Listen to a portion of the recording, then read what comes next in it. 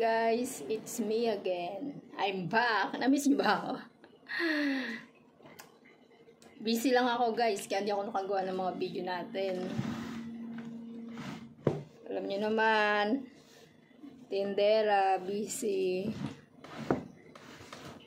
Baha ngayon dito sa amin, kaya sinamantala ko ng maligo.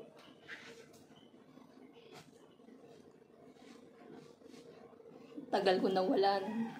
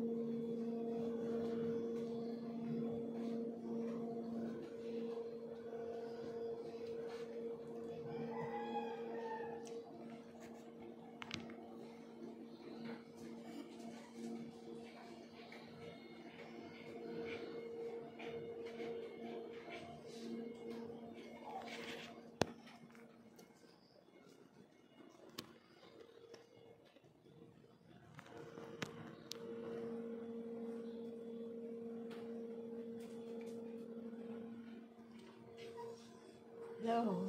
Hi guys. Na-miss nyo ba ako?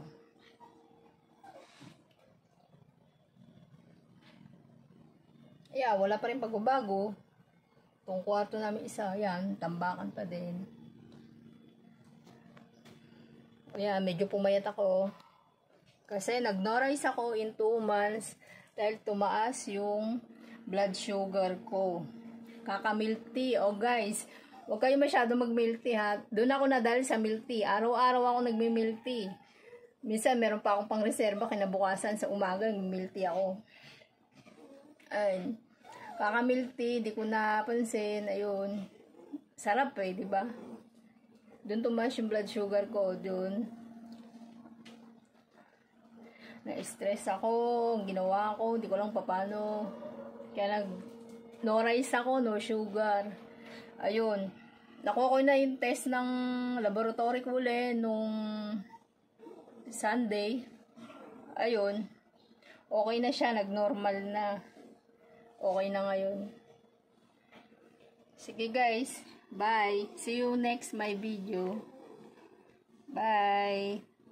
Thank you sa mga followers ko dyan. Hindi nagsawa. Sumuporta sa akin. Kahit wala akong video, nandiyan pa rin kayo. Thank you.